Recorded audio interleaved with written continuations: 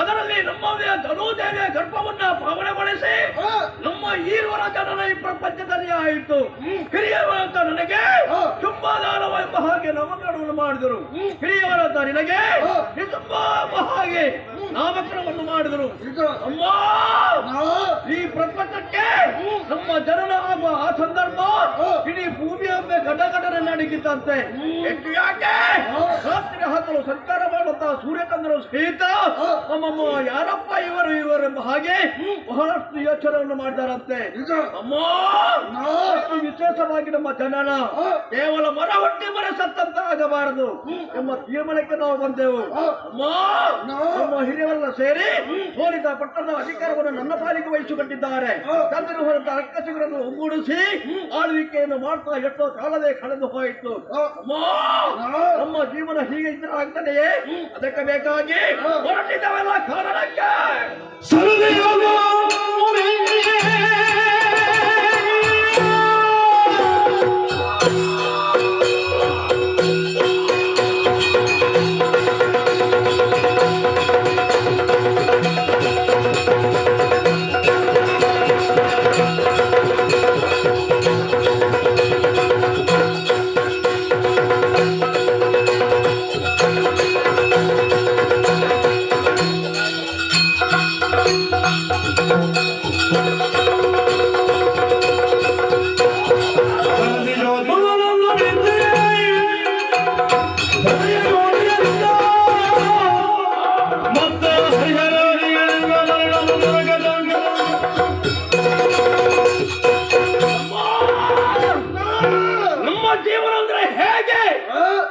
ಭೂಮಿಯಲ್ಲಿ ಹುಟ್ಟಿದಂತ ಬರದಂತೆ ಆಗಬಾರದು. ನಮ್ಮ ಹೆಸರು ಉತ್ತುಂಗಕ್ಕೆ ಏರಬೇಕು ಎಂಬ ತೀರ್ಮಾನಕ್ಕೆ ಬಂದೆವು. ನಾವು ಎಳೆಯ ಪ್ರಾಯದಲ್ಲೇ ಕಾರಣವನ್ನು ಸೇರಿಕೊಂಡೆವು. ವಿಧಾತರನ್ನು ವಚನ ಮೂಲಕ ಮೆಚ್ಚಿಸಿಕೊಂಡೆವು.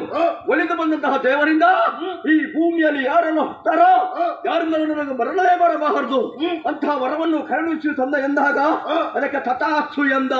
ಆಮೇಲೆ ಹರಿಹರರು ಅವರಿಂದ ನಮಗೆ ಸಾವು ಬರಬಾರದು ಅದಕ್ಕೆ ಅಂತ ಕೇಳಿದಾಗ ಅದಕ್ಕೂ ತಥಾಸ್ತು ಎಂದ. ಕೊನೆಗೆ ಹೇಳಿದ ಮಾತು ಏನು? ಒಂದು ವೇಳೆ ನಮಗೆ ಮರಣ ಉಂಟುಂಟಾದ್ರೆ ಅಯೋನಿಕೆಯಿಂದ ಮಾತ್ರ ನಮಗೆ ಮರಣವಂತೆ. ಅಯೋನಿಕೆ ಹುಟ್ಟುವುದಕ್ಕೆ ಉಂಟೇನೋ? ನಮಗೆ ಸಾವು ಬರುವುದಕ್ಕೆ ಸಾಧ್ಯ ಉಂಟೇನೋ? ಸಾಧ್ಯವಿಲ್ಲ. ನೇರವಾಗಿ ಸೂರಿತ ಪಟ್ಟಣಕ್ಕೆ ಬಂದು ನಮ್ಮವರಲ್ಲಿ ಹೇಳಿದಾಗ ಸಂತೋಷಗೊಂಡರು. ದೇವರ ಬಲ, ಜನಬಲ, ದೇಹ ಬಲ ಎಲ್ಲವನ್ನು ಇದ್ರೆ ಸುಮ್ಮನೆ ಇದ್ರೆ ಆಗ್ತದೆಯೇ? ಅದಕ್ಕೆ ಬೇಕಾಗಿ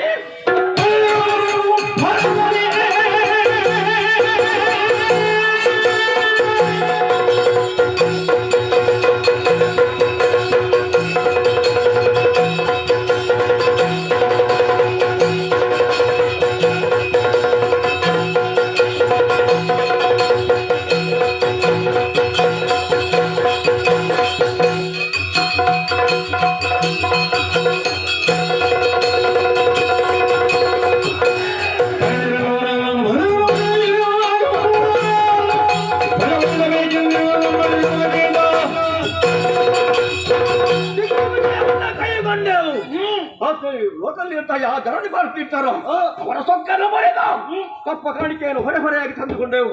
ಆಮೇಲೆ ಕತ್ತಲ ಲೋಕಕ್ಕೆ ಹೋದವು. ಗುಸುಗುಟ್ಟುಗಳ ಹಾಗಾದಿಗಳು ನಮ್ಮನ್ನು ಹೆಡೆಯೆತ್ತಿ ನೋಡಿದಕ್ಕೆ ಪ್ರಾರಂಭ ಮಾಡಿದವು. ನಾಗಾದಿಗಳ ಹೆಡೆಯನ್ನ ಮೆಟ್ಟಿ ವಿಷಯವನ್ನು ಕಾರಿಸಿಕೊಂಡೆವು.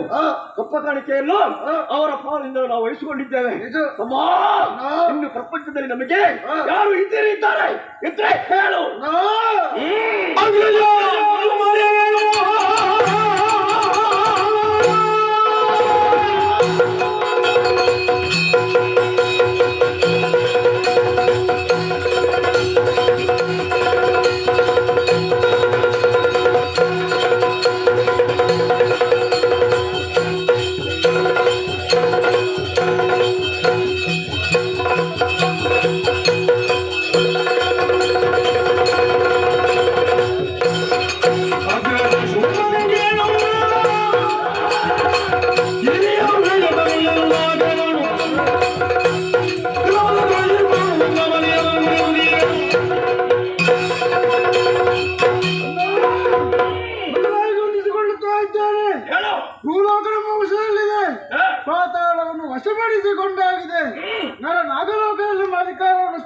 ಸೇರಿದವರು ನಾವು.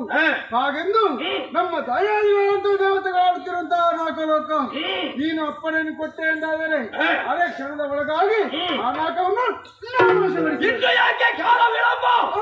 ಸೇನೆಗೆ ಅಪ್ಪಣೆ